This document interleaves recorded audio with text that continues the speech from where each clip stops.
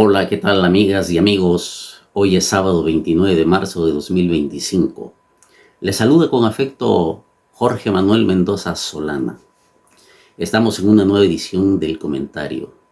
El comentario, que es una vía alterna en mi canal de YouTube, en el que tratamos de dar nuestro punto de vista, el análisis, la reflexión, la opinión y el comentario acerca de los temas que tratan los medios de comunicación digitales tan abundante en estos días, y particularmente porque la comunicación se ha hecho más estrecha dentro de los ciudadanos a través de estos medios digitales. Esta semana, por ejemplo, fue notable la participación en los medios de comunicación del presidente de la hermana República de El Salvador, Nayib Bukele, cuando opinaba acerca del tratamiento que el gobierno de México daba al tema de la inseguridad y particularmente en el combate contra los carteles de la droga. Nayib Bukele piensa que la estrategia que él aplicó en El Salvador puede ser replicada en nuestro país, aludiendo de que se puede combatir primero en un estado, luego en otro y así hasta que por fin los 28 estados que tienen estos problemas de los 32 que componen nuestro país pudiera eliminarse la situación de inseguridad. Por esta razón nos dimos a la tarea de leer algunos ensayos que particularmente los estudiosos y los conocedores del tema han realizado, como el American University, que han tratado el tema de las pandillas callejeras de El Salvador cuando Nayib Bukele inició el rescate de la seguridad en su país eliminando a estas pandillas. Vamos a comenzar diciendo de que los maras salvatrucha no se originaron en El Salvador, se originaron inicialmente en Los Ángeles, California, porque fue conformada por un grupo de inmigrantes salvadoreños que posiblemente estaban huyendo, escapando de los horrores de la guerra de los años 80, de la guerra civil que se armó en ese país entre el Frente Farabundo Martí para la Liberación Nacional y el ejército de esa nación. Cuando se acaba la guerra, muchos de esos salvadoreños regresan, pero ya en los Estados Unidos habían conformado una especie de clubes, de cofradías, en otras palabras, de pandillas, como muchas de las que habían en esa época de la década de los 80 en Los Ángeles, y se trasladaron a El Salvador, donde llevaron a cabo esos actos delictivos que inicialmente lo empezaron a realizar en California. Esto se fue expandiendo lentamente hasta que llegó a ser un problema de carácter social. Las pandillas se distinguían porque hacían asaltos, robos, extorsiones, esa era la base particularmente de ellos, y utilizaban un armamento de bajo nivel de combate, por ejemplo, pistolas, revólver, escopetas, cuchillos, machetes, y cuando avanzaron en la organización llegaron a tener armas de carácter soviética como la AK-47, ¿sí? Y estadounidenses, que fueron armamento que inicialmente estuvo en Vietnam y que fue abandonado por los grupos estadounidenses que estuvieron combatiendo allí en un momento en que el sorpresivo ataque de los vietnamitas hizo que huyera el ejército norteamericano. Esas armas sirvieron al Frente Farabundo Martí y es muy posible, de acuerdo a este estudio, que sean los maras salvatruchas quienes hayan obtenido de ellos estas armas. Pero el combate se focalizó prácticamente a estas pandillas de carácter callejera. No tenían una gran organización y su extensión fue Estados Unidos, Guatemala, Honduras y El Salvador.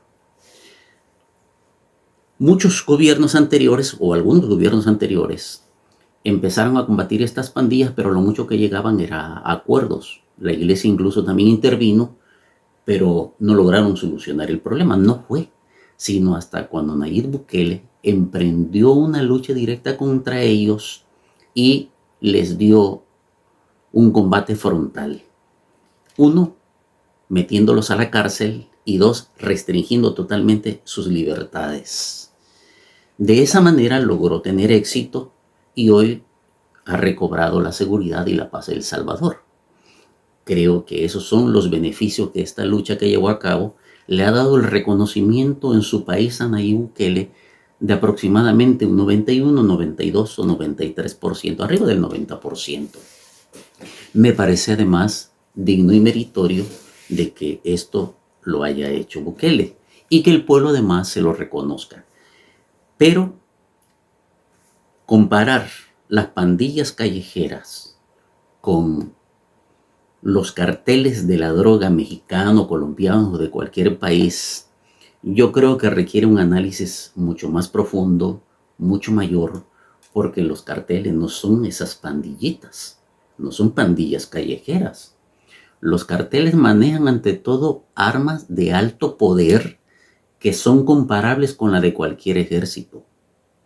Tienen una organización y una logística para el traslado de la droga de un país a otro y tienen copado además gobiernos municipales, gobiernos estatales, gobiernos incluso de altos funcionarios de los países, como es el caso de México cuando estuvo Felipe Calderón y donde tenía al encargado, al secretario de Seguridad Pública, García Luna, como jefe de la Seguridad Nacional, que fue el encargado de organizar el cártel Jalisco Nueva Generación y con el que se desató la guerra en nuestro país, ¿sí? Y llegamos a ser un país mucho más inseguro en ese momento.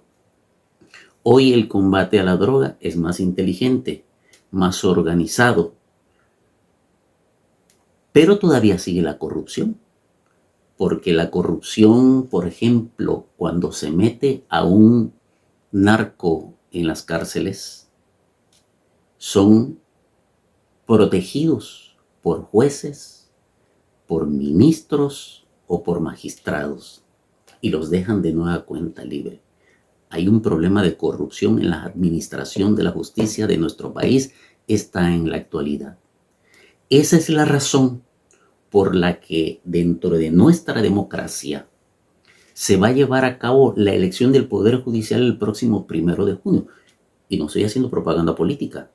Es una forma de democracia porque eso va a permitir que los jueces dejen de ser sobornados por los carteles y dejen por dinero libre a cualquier delincuente de esa naturaleza. La otra es que compartimos con los Estados Unidos más de 3.500 kilómetros de frontera y por cualquier parte entra las armas provenientes de los Estados Unidos hacia nuestro país. Y por cualquier punto entra la droga de México hacia los Estados Unidos, particularmente el fentanilo. El fentanilo es 100 veces más adictiva que la cocaína, que la morfina, que la heroína, que las metanfetaminas. Y eso está destruyendo y acabando con muchas miles de vidas en los Estados Unidos. Pero aquí también hay otro problema. ¿Qué ha hecho el gobierno de los Estados Unidos para poder prevenir el consumo de droga? Para poder combatir el fentanilo desde la salud pública. No tenemos nosotros el mismo problema de consumo de fentanilo que tienen los Estados Unidos.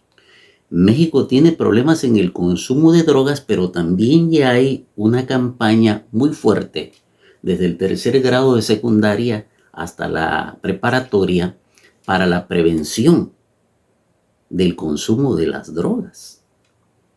Entonces, esa extensión que tenemos de la frontera con ellos, aparte de que los narcos tienen una red de distribución y de suministro extensa porque tiene conexiones con otros distribuidores internacionales, paga influencias en las altas esferas del poder político, militar y judicial, tiene presencia en más de 50 países y manejan no miles de dólares, manejan cientos de miles de millones de dólares. están inmersas en las principales agencias de control de drogas y de armas en los Estados Unidos. Y no es que nos haya hecho nada. El gobierno mexicano ha incautado solamente en los últimos 4 meses, que en lo que lleva la administración de Claudia Sheinbaum, más de 90 toneladas de droga, 5,000 armas de diversos calibres, 10,145 personas detenidas y 1,252 kilos de fentanilo, más 735,000 pastillas de ese opioide. Se está combatiendo el narcotráfico. No podemos, por tanto, pensar, porque para comprobar tienes que experimentarlo, de que el mecanismo que se utilizó en El Salvador pueda ser un mecanismo para combatir a los de las drogas, porque son situaciones totalmente distintas y son mucho más grandes. Bukele nunca se enfrentó a los narcotraficantes. Los maras, de acuerdo a este estudio de la American University, no tuvieron condiciones como para traficar la droga. Hubieron 2 de ellos, uno de apellido Lombardi, si no mal recuerdo, Comandri, Osvaldo Comandri se llamaba, y el otro de apellido Narváez, que fueron los salvadoreños que intentaron meter a estas pandillas dentro del tráfico de las drogas, pero no tuvieron éxito, porque los pandilleros salvadoreños, los de la Mara Salvatrucha, no eran aptos para el tráfico de la droga y por lo tanto los carteles los desecharon. Eso significa que el combate que el gobierno de Bukele dio contra las pandillas no eran exactamente los carteles, eran pandillas. Y lo vuelvo a repetir, pandillas callejeras, no del narcotráfico. Esta es la opinión que ha dado este estudio que realizaron los propios Estados Unidos en la American University.